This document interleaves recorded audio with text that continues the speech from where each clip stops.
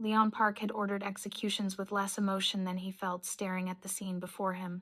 His son, the boy who flinched at footsteps and woke screaming from nightmares, stood in a fighting stance in the mansion's marble archway. Beside him, the new maid counted in Korean, her movements precise and dangerous in ways that had nothing to do with housekeeping. Leon's hand moved instinctively toward the gun beneath his jacket. Then Unwoo smiled. Actually smiled. And Leon realized the most dangerous thing in his house wasn't a weapon. It was hope. Leon approached the mansion's marble archway, expecting to find Unwoo hiding in shadows as he had for months. Instead, he found something impossible. Unwoo in a perfect horse stance, small fists positioned with precision, following the steady guidance of their new housemaid, Michelle Galvin, her apron still tied around her waist, her stance flawless despite the domestic uniform. Hana, dol, set, she counted softly in Korean, her accent imperfect but tender. Unwoo's face held an expression Leon hadn't seen since before the attack. Focus without terror, determination without trembling. The boy who couldn't look at doorways without freezing was now grounding his feet with purpose, his eyes locked on Michelle's with something that looked dangerously close to trust. Leon's throat tightened.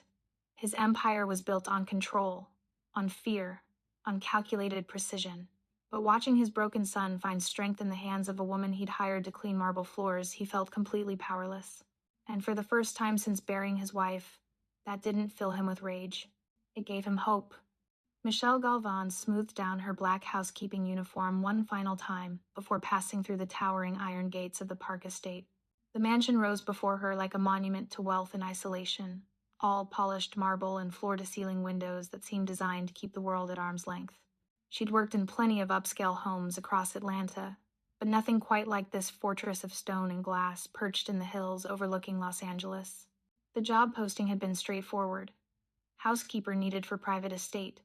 Discretion essential. Competitive compensation. What it hadn't mentioned was that the house felt more like a mausoleum than a home, or that the man who owned it moved through the world like he could end lives with a single phone call. Leon Park was devastating in the way that made smart women forget their boundaries. Sharp features, intense dark eyes, and a tailored suit that couldn't quite hide the controlled strength underneath. But it was the way everyone else in the house moved around him, careful, deferential, almost terrified, that told Michelle exactly what kind of man she was working for. "Miss Galvin," he said when they met in his office, his English perfect but accented. "Your references are impressive. Tell me, what brings you to Los Angeles from Atlanta?" Michelle kept her voice steady. "Fresh start, Mr. Park. Sometimes distance helps you find what you're looking for." Something flickered in his eyes. Understanding, perhaps. "Indeed. You'll be working primarily on the main floors and guest quarters. My son—" He paused, and for just a moment the commanding mask slipped. "My son prefers quiet. Please respect that." Of course, what he didn't tell her was that his son barely existed at all. Michelle discovered this truth on her second day when she glimpsed a small figure darting between marble columns in the hallway. The boy moved like a shadow, silent and quick, always keeping walls between himself and the living world.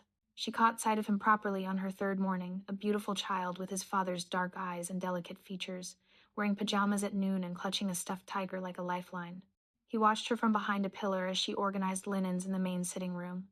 Michelle had grown up helping her mother counsel families through crisis. She recognized the signs immediately. The hypervigilance, the way he positioned himself near exits, the careful distance he maintained from every adult.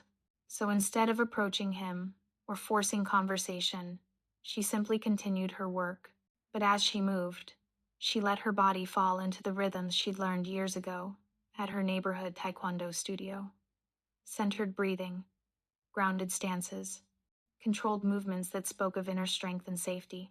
She didn't realize she'd shifted into a full horse stance until she noticed the boy's reflection in the window, his small body unconsciously mirroring her posture. Their eyes met in the glass. Michelle turned slowly, careful not to startle him. "Hey there," she said softly. "This is called Juchumseogi. It means horse stance, like being strong and steady." The boy Yunwoo, she remembered, didn't speak, but he didn't run either. "Want to try it with me?" she asked, settling into the stance again. For a long moment, nothing.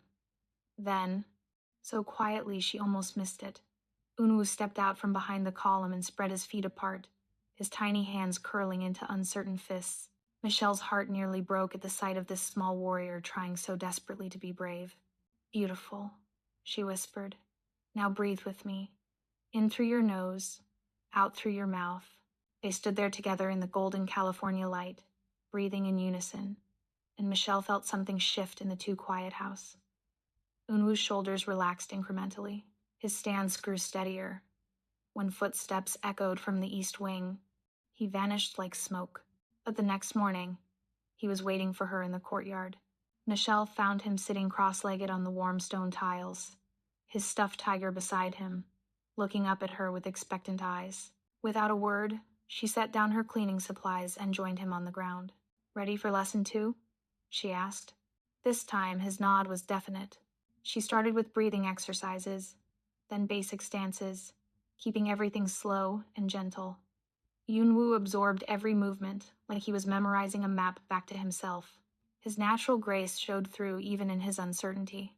When she demonstrated how to make a proper fist, he studied her hands with intense concentration before copying the position exactly.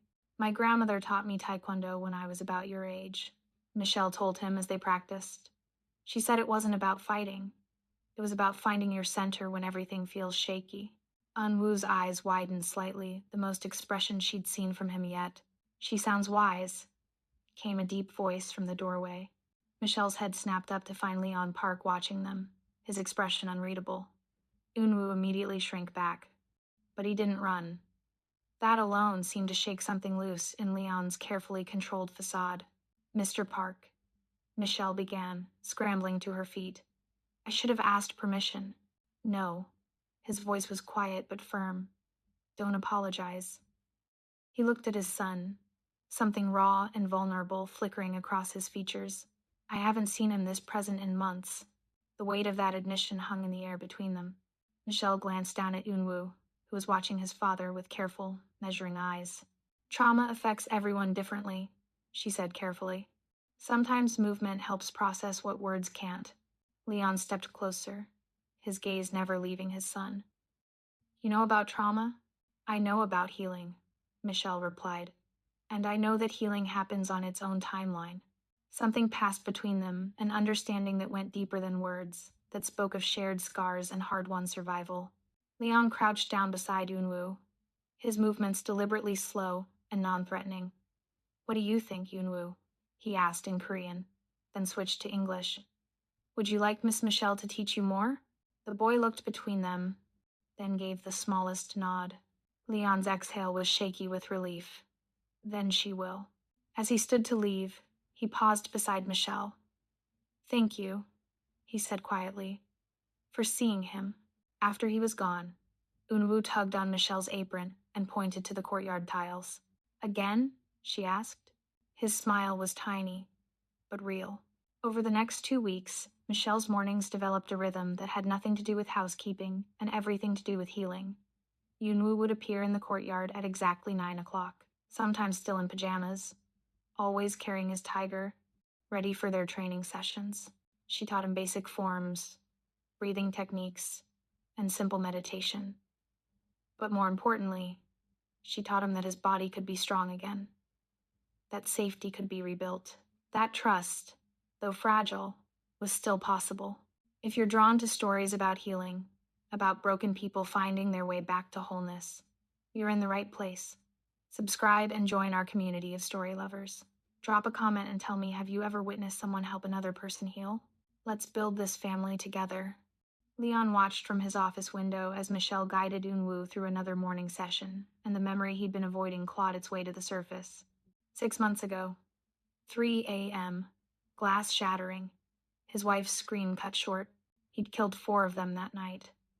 His security team killed 3 more, but they'd gotten into the house first, long enough for Unwu to see his mother fall, long enough for the boy to stop breathing, properly hyperventilating in the closet where she'd hidden him, small hands pressed against his mouth to stay silent while men with guns searched for his father. They'd found Yunwu an hour later, still frozen in that closet, eyes wide and unseeing. He hadn't spoken a full sentence since. The therapist called it selective mutism, severe anxiety, post-traumatic stress.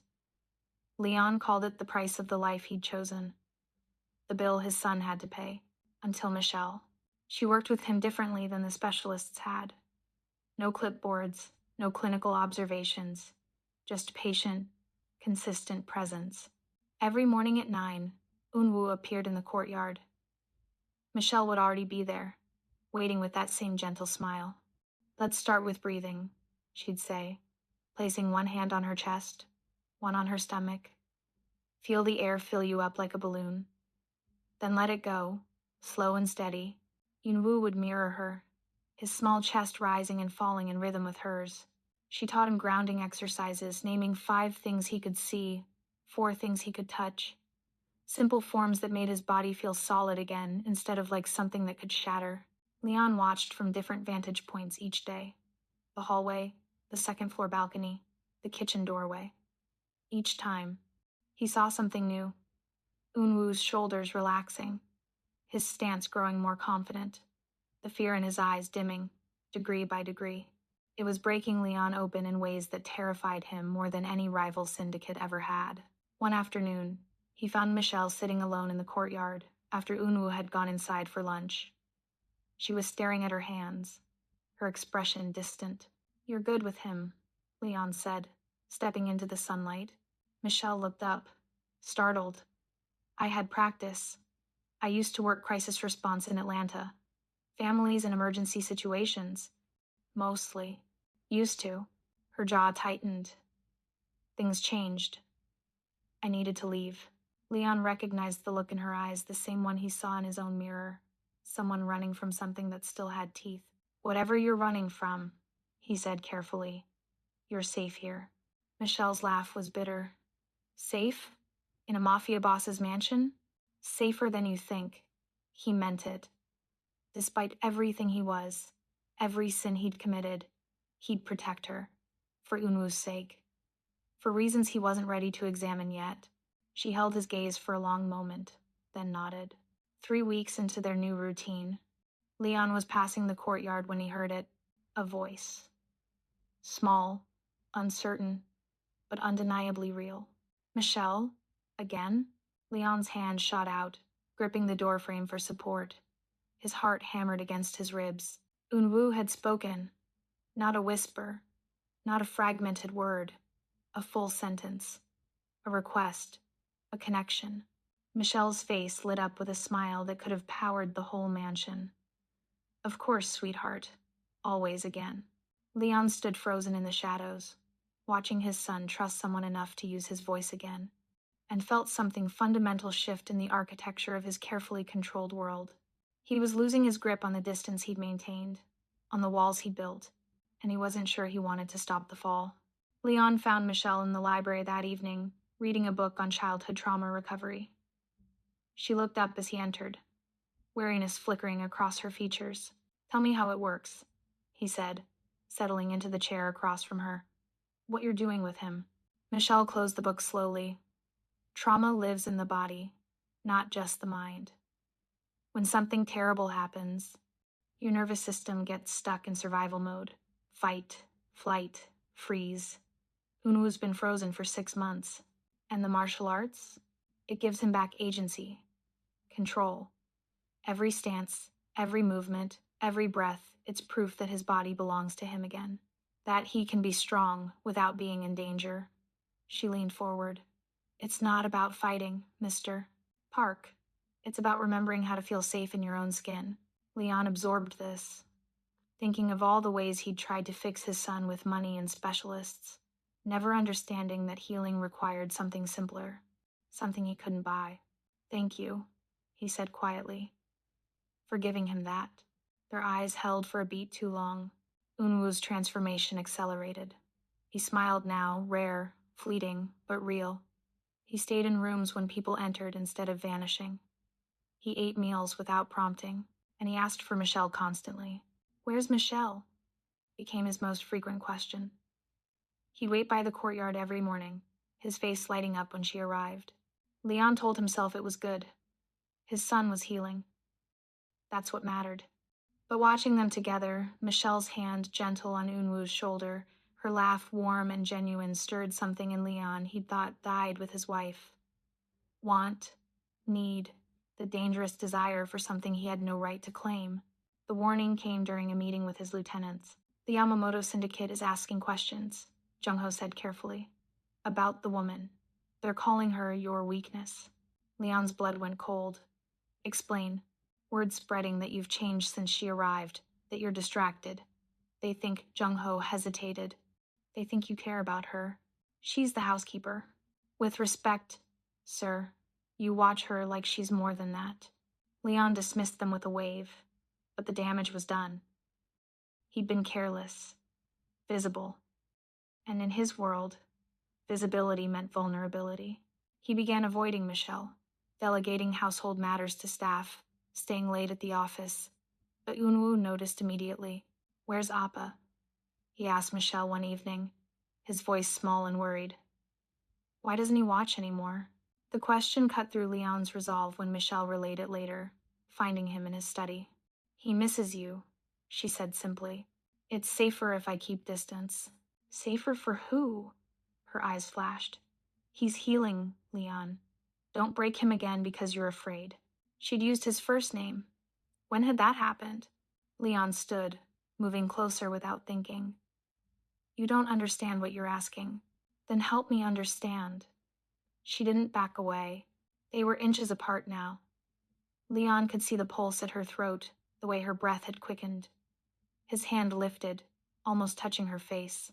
Footsteps in the hallway. They broke apart like teenagers caught stealing. Later that night, Leon stood in Unwoo's doorway, watching Michelle tuck his son into bed. She brushed Unwoo's hair back from his forehead with such tenderness that Leon's chest ached. Sleep well, sweetheart, she whispered. Unwoo caught her hand. Stay? I'm right down the hall, always. Leon realized with crystalline clarity that he was losing control not of his empire or his reputation, but of something far more fundamental. His heart, and this time, he had no strategy, no contingency plan, no way to protect himself from the fall.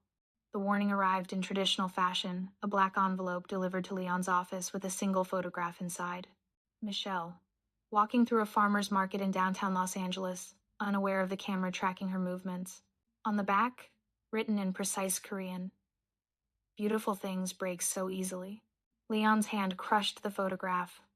Get me Jung-ho, now. His head of security arrived within minutes, already pale with guilt. How long? Leon's voice was deadly quiet. 3 days, sir. The Yamamoto family has had surveillance on her since Tuesday. 2 operatives, rotating shifts. They know her routines. Where she shops, where she... And you didn't tell me? I only confirmed it an hour ago. I swear. Leon slammed his fist on the desk. Increase security. No one gets within 50 feet of her. And Michelle doesn't leave this property until I say otherwise. Michelle didn't take the news well. You can't just imprison me here, she said, her voice sharp with anger. They were in Leon's study. The door closed, her arms crossed defensively. I'm protecting you. By isolating me? By making decisions about my life without asking? She stepped closer. And what about Unwoo? You think he won't notice that I suddenly can't leave? That the world got dangerous again? Better he notices that than you end up dead. Don't. Her eyes flashed. Don't use him as an excuse for your need to control everything. Leon's jaw clenched. You don't understand what these people are capable of. I understand perfectly. I also understand that trauma victims need consistency, not chaos. If you lock me down, Unwoo will feel it. He'll think the danger's back. He'll regress. She softened slightly. I know you're scared, Leon. But fear can't be your only strategy. It's kept me alive this long. And what kind of life is that? She held his gaze. I'm not your possession. I'm not a piece on your chessboard. If you want me to stay, ask me. Don't command me. The words hung between them. If you want me to stay loaded with meaning, neither was ready to acknowledge. Please stay, Leon said finally, the words costing him. But on my terms, for now. Michelle's expression tightened, but she nodded. For now. That night, Unwoo woke screaming. Leon reached his son's room first, but Unwoo was inconsolable, thrashing, hyperventilating, trapped in whatever nightmare had dragged him back to that closet 6 months ago. Unwoo, it's me, Leon tried, reaching for him. You're safe. Unwoo scrambled backward, eyes wild and unseeing. Then Michelle was there, still in her nightclothes, moving past Leon without hesitation. Unwoo, baby, breathe with me, she said, her voice steady and calm. She sat on the floor, making herself small and non-threatening. In through your nose, count with me. Hana, dul, set. Slowly, impossibly, Unwoo's breathing synchronized with hers. That's it. You're here. You're safe. Feel the floor under you. Nothing's going to hurt you. It took 20 minutes, but Unwoo finally collapsed into her arms, sobbing quietly against her shoulder. Michelle rocked him gently, murmuring reassurances in a mixture of English and her imperfect Korean. Leon stood frozen in the doorway, watching his son find comfort in arms that weren't his. When Unwoo finally fell asleep, Michelle carried him back to bed, something Leon's own son wouldn't let him do anymore. She tucked him in, kissed his forehead, and only then looked at Leon. He needs me, she said simply. Not a boast, a fact. Leon nodded, throat tight. I know. But what he was really thinking, what terrified him most, I need you to. Michelle wasn't his employee anymore. She wasn't a convenient solution to his son's trauma. She was family, essential, irreplaceable, and that made her the most dangerous thing in his life. Leon sealed the envelope at 3 a.m, his hand surprisingly steady despite what he'd just written. Michelle, if you're reading this, I didn't come home. I'm sorry for the burden I'm placing on you, but there's no one else I trust with what matters most. Unwoo is yours now. The accounts are listed below, more than enough to raise him away from this life. Take him somewhere safe, somewhere with sunlight and no shadows. Let him be the boy he was meant to be. I should have said this while I could. You saved my son. You saved me. What I feel for you goes beyond gratitude, beyond reason. I was a dead man pretending to breathe until you walked into our lives. I love you. I'm sorry I was too much of a coward to say it to your face. Protect him. And forgive me. Leon. He left it in his desk drawer, hidden beneath contracts, just in case. The meeting with the Yamamoto family was scheduled for 8 p.m. Neutral ground. High risk. Leon had survived worse odds, but this time felt different. This time, he had something to lose. Michelle found the letter by accident, searching for the household expense ledger Leon had mentioned. Her hands trembled as she read, the words blurring through sudden tears. If you're reading this, I didn't come home. She checked her phone. 8:47 p.m. Leon had left 3 hours ago. No, no, no, no. The letter slipped from her fingers as she ran. She drove like a woman possessed, sobbing through every red light, her heart a shattered drum against her ribs. She'd known she cared about him, had felt the pull between them, growing stronger every day, but reading his words, believing he was gone, showed her the devastating truth. She loved him, completely, irrevocably, and she'd never told him. She burst through the mansion's front doors at 9:23 p.m., wild-eyed and breathless, and found Leon standing in the foyer, very much alive, talking with Jung-ho. Both men turned, startled. Michelle's legs nearly gave out. Relief, rage, terror still coursing through her veins. You're alive, she whispered. Leon's face went pale. Michelle, you bastard. She crossed the distance between them and shoved him, hard. You wrote me a goodbye letter? You. Her voice cracked. I thought you were dead. I thought. The letter was only if you died? She was crying now, furious and undone. You were going to die without telling me? Without giving me a chance to... She broke off, fists clenched against his chest. Leon caught her wrists gently. I couldn't tell you. If I said the words, I wouldn't have been able to leave. In this meeting, Michelle, I had to protect you and Unwoo. By making me fall in love with you and then disappearing, The words hung in the air like a confession and an accusation. Leon's breath caught. You. Yes, you idiot. I love you. Michelle's voice was raw. I love you, and your broken heart, and your impossible son, and this terrifying life you live. And if you ever, ever try to face death without telling me again, I will. Leon kissed her, desperate and fierce, his hands cradling her face like she was something precious he thought he'd never touch. Michelle melted into him, 6 weeks of unspoken longing pouring into that single moment. When they finally broke apart, both breathing hard, Leon pressed his forehead to hers. I love you, he whispered. God help me, Michelle. I love you so much it terrifies me. Then stop trying to protect me from everything, she whispered back. Protect me by staying alive, by being here. I will, I promise. Neither of them noticed the small figure watching from the hallway stairs until they heard the sound soft and surprised. Yunwoo, smiling. Actually smiling at both of them together. For the first time, he looked like he believed his family might survive. Leon just risked everything by confessing his love. But here's the thing about loving a mafia boss. It comes with a price tag written in blood. If you need to know whether he chooses power or family, whether Michelle and Eunwoo survive what's coming next, you better hit subscribe now, because what happens next will define everything.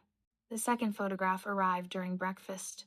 Eunwoo and Michelle in the courtyard, training, laughing, unaware they were being watched through a high-powered lens. The message on the back was simpler this time. Choose. Leon's hand crushed his coffee cup, ceramic fragments cutting into his palm. Blood dripped onto the pristine white tablecloth, but he barely noticed. Sir? Jung-ho's voice was tight with concern. They're not just watching anymore, Leon said quietly. They're giving me an ultimatum. That night, Leon couldn't sleep. He stood in Eunwoo's doorway, watching his son breathe peacefully for the first time in months. Down the hall, Michelle slept in the guest room she'd moved into after their confession. His family, the only things in this world that mattered, and his world was going to get them killed. The realization hit him like a bullet. He couldn't protect them while remaining who he was. Every day he held power, he painted a target on their backs. Every enemy he made, every deal he brokered, every threat he issued, it all came home eventually. It always came home. Michelle found him in his study at dawn, staring at papers he wasn't reading. You're going to do something stupid, she said, settling into the chair across from him. I'm going to do the only thing that makes sense. He looked up, and she'd never seen him look so tired. I'm stepping away. From all of it. Michelle's breath caught. Leon, they'll never stop, Michelle. As long as I'm in power, you and Eunwoo are weapons to be used against me. I can build higher walls, hire more security, but eventually, his voice cracked. Eventually, someone will get through. I can't bury another person I love. What are you saying? I'm saying I choose you. Both of you. Over the empire, over the power, over everything. He stood, moving around the desk to kneel in front of her. You asked me to choose life over vengeance. This is me choosing. Tears slipped down Michelle's cheeks. You're sure? I've never been more sure of anything. The meeting with Jung-ho was brutal. You can't just walk away, his lieutenant argued, pacing Leon's office like a caged animal. The families will see it as weakness. They'll move on your territory. There'll be war. Then let them fight each other. Leon's voice was steel. I'm transferring operational control to you. The legitimate businesses stay with me. Everything else, the territories, the arrangements, the debts, divided among the senior lieutenants. Make them rich enough that war costs more than cooperation. They'll come for you anyway. Maybe, but I'll be a civilian then. Retired. Not worth the risk of police attention. Leon leaned forward. And Jung-ho? Make it very clear the woman and the boy are protected. Anyone who touches them answers to every family simultaneously. Make it more dangerous to hurt them than to leave them alone. Jung-ho studied him for a long moment. You really love her, more than my own life. Then I'll make it work. But sir, Jung-ho's expression softened. You're doing the right thing. Your son needs a father, not a ghost. The transition took 3 weeks of tense negotiations. There were threats, moments where violence seemed inevitable. But Leon had built his empire on leverage, and he used every ounce of it now, calling in favors, exposing secrets, offering deals that made cooperation more profitable than conflict. When he signed the final papers transferring his criminal holdings, his hand didn't shake. He walked out of that world and didn't look back. That evening, he found Michelle and Unwoo in the courtyard, training in the golden hour light. "Is it done?" Michelle asked softly. Leon nodded. "I'm just a man now. No empire, no power, just..." He looked at Unwoo, who was watching him with hopeful eyes. "Just a father trying to be better." Michelle smiled. "That's more than enough." The silence was different now. Not the hollow, grief-stricken quiet that had suffocated the mansion for months, but something gentler, peaceful. The sound of healing happening in increments too small to measure but impossible to miss. Leon noticed it in everything. The way Yunwoo's laughter echoed through hallways that had forgotten the sound. The way Michelle hummed while arranging flowers in rooms that had only ever held expensive emptiness. The way he could breathe without his chest tightening in anticipation of the next crisis.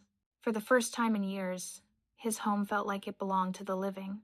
Michelle and Unwoo were in the kitchen making lunch, something that would have been unthinkable weeks ago. Unwoo stood on a step stool, carefully spreading peanut butter on bread under Michelle's watchful guidance. "Perfect," Michelle praised, kissing the top of his head. "You're getting so good at this." Unwoo beamed up at her, then hesitated, his expression turning shy and uncertain. "What is it, sweetheart?" Michelle asked, crouching to his level. "Can I..." His voice was barely a whisper. "Can I call you Uma?" The world stopped. Michelle's eyes filled instantly with tears. "Oh, Unwoo, yes, yes, of course you can." "Uma," he said again, testing the word, then threw his small arms around her neck. From the hallway, Leon heard everything. He made it to his study before the tears came silent, overwhelming, breaking something open inside him that had been locked away since the night his wife died. His son had found a mother again. Not a replacement, nothing could replace what was lost, but someone to fill the emptiness with love. He wept for grief and gratitude in equal measure, his hands pressed against his face, shoulders shaking. When Michelle found him 20 minutes later, she didn't say anything, just held him while he broke apart and came back together. "He called you Umma," Leon whispered against her shoulder. "I know." Her voice was thick with emotion. "I know. Thank you for loving him like he's yours." Michelle pulled back to look at him, her hands framing his face. "He is mine, Leon. You both are." That night, after Unwoo was asleep, they sat together on the terrace overlooking Los Angeles, the city glittering below them like scattered diamonds. "I've been thinking," Leon said carefully, taking her hand, "about the future, about what happens next. And I want to do this right. You, me, Unwoo. I want us to be a real family, not just people living in the same house, but..." He struggled for the words. "I want to marry you, Michelle, when you're ready, when it feels right." Michelle's breath caught. "You're sure? Your world, your reputation, people will talk. Let them talk." Leon's voice was firm. "I spent my whole life caring what powerful men thought of me. Now the only opinions that matter are in this house." He squeezed her hand. "What do you think?" "I think..." Michelle smiled through tears. "I think I've never wanted anything more." The changes came gradually but deliberately. They enrolled Unwoo in Taekwondo lessons at a community center in town, real classes with other children, not private training behind mansion walls. The first session, he clung to Michelle's hand, terrified. By the fourth, he was bowing to his instructor with confidence. Michelle and Leon walked through the estate together, reimagining spaces. "This room could be a real library," she suggested. "Not just for show, books Unwoo would actually read." "And this wing?" Leon asked. "Play areas, art supplies, things that make noise and mess, things that make it feel like a child lives here." They removed the surveillance equipment from the courtyard, replaced bulletproof glass with regular windows, painted over dark walls with warm colors. The fortress became a home. One evening, Leon found Michelle and Unwoo sprawled on the living room floor, building an elaborate tower from blocks. Appa, come help, Unwoo called, his voice bright and unself-conscious. Leon joined them on the carpet, and for the first time in his adult life, he felt like he belonged somewhere that violence hadn't touched, like he'd finally found his way home. If that moment, can I call you Uma? If that broke you the way it broke me, you belong here. Subscribe and become part of our storytelling family. And hey, comment below if you've ever been chosen by someone the way Michelle was chosen by Unwoo. Those moments matter.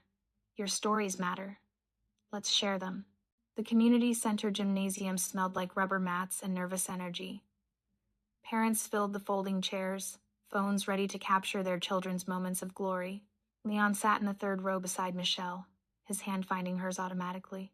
He's going to do great, Michelle whispered, though Leon could hear the anxiety beneath her encouragement. I know, but his own heart was hammering. This was Unwoo's first public performance, the culmination of 4 months of training, 4 months of rebuilding courage brick by brick. The boy who'd been too terrified to leave his room was about to demonstrate taekwondo in front of 50 strangers. The instructor called the children to line up. Unwoo emerged in his crisp white dobok, the yellow belt tied carefully around his waist. His eyes scanned the crowd until they found Michelle and Leon. Michelle waved. Leon raised his hand in a small salute. Unwoo's face broke into a smile, nervous but determined, and he took his place in formation. The performance began with basic stances. Unwoo's movements were precise, controlled, his small body radiating the confidence Michelle had helped him rebuild. When it came time for his individual form, he stepped forward without hesitation. Leon watched his son move through each position the same stance as Michelle had first taught him in their courtyard months ago, and felt his throat tighten with pride so fierce it was almost painful. This was the boy who'd been unable to speak, unable to trust, unable to exist without fear consuming him. And now he was standing in front of a crowd, performing with grace and strength, embodying everything he'd fought so hard to reclaim. When Unwoo finished his form and bowed, the gymnasium erupted in applause. He looked immediately to Michelle and Leon, his face glowing with accomplishment. Michelle was crying openly, not bothering to hide it. Leon blinked rapidly, his own vision blurring. After the ceremony, families spilled onto the lawn outside the community center. Children ran in circles, still energized from their performances. Parents congratulated each other.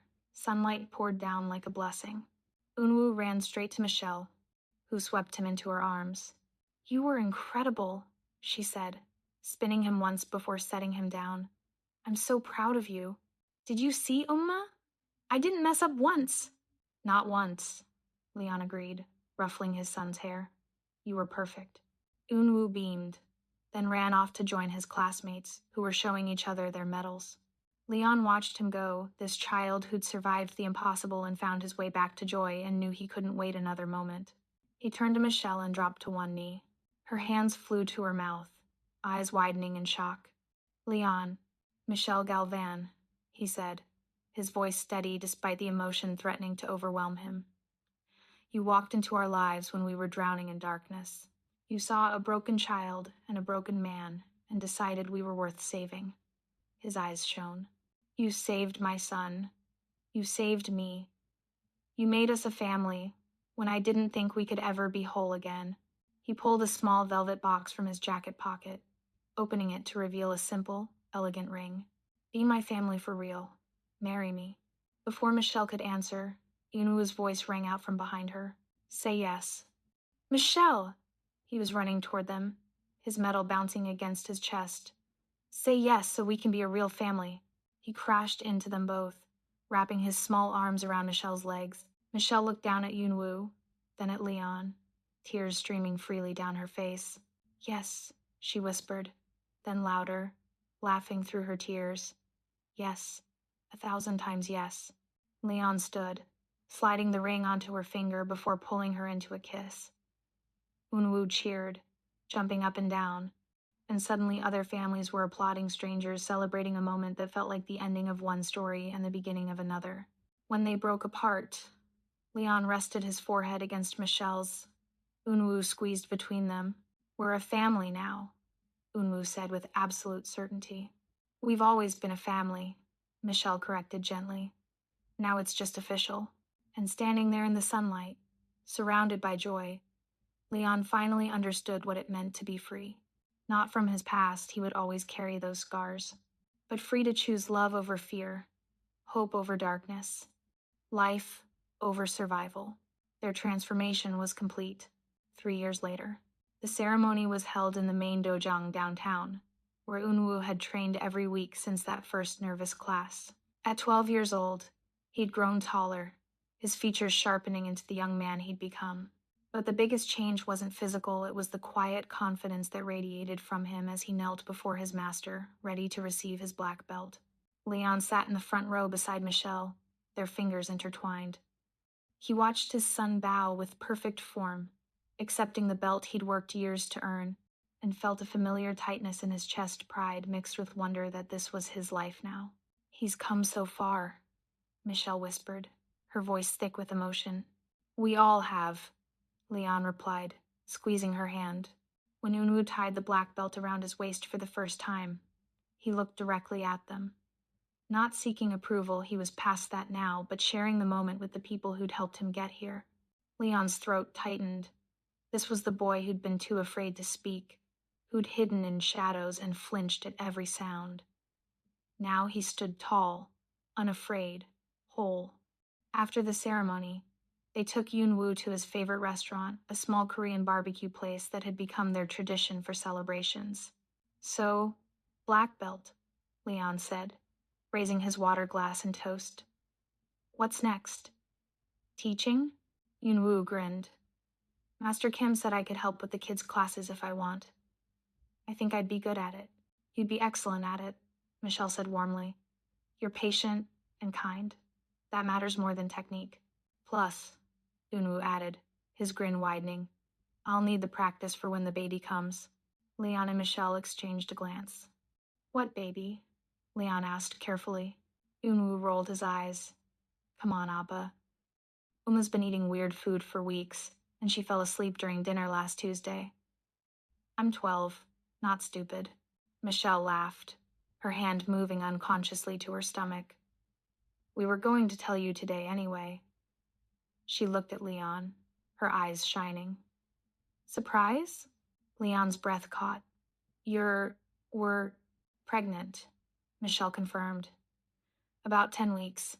For a moment, Leon couldn't speak. Another child. Another chance at the family he'd thought was lost forever. Unwoo was already talking excitedly. I'll teach them Taekwondo as soon as they can walk, and I'll show them all the forms and how to breathe when they're scared. And, he paused, they're going to be okay, right? I'll make sure they're okay. Michelle reached across the table to cup his face. You're going to be an amazing big brother. The best, Leon managed, his voice rough. That evening, Leon found Michelle and Unwoo in their home courtyard, the same space where this journey had begun 3 years ago. Unwoo stood in a perfect horse stance, his black belt stark against his white dobok. Michelle mirrored him, her movements slower now, accommodating the early pregnancy, but still graceful, still strong. Hana, Dol, Set, she counted. Her Korean much improved, but still carrying that accent Unwoo loved to tease her about. Leon leaned against the archway, watching them in the golden California light, and remembered the first time he'd seen this scene. He'd been frozen in shock then, unable to comprehend what he was witnessing, his broken son, trusting someone, moving with purpose, finding his way back to life. Now, there was no shock. Only gratitude so profound it felt like prayer. He'd walked away from an empire of blood and fear, left behind power that men would kill for, and in return, he'd gained everything that actually mattered. A son who smiled freely, a wife who taught them both how to heal, a child on the way who would grow up knowing only love and safety, a life built not on violence, but on the radical act of choosing something better. Michelle glanced over her shoulder and caught him watching. She smiled that same gentle smile that had first cracked open his frozen heart and beckoned him forward. Come on, she called. Join us. Leon pushed off from the doorway and stepped into the sunlight, into the circle of his family, into the life he'd never dreamed he deserved but had somehow been given anyway. Unwoo adjusted his stance to make room for his father. Michelle counted again. And together, the three of them, soon to be four, breathed in unison. Finally, impossibly, home.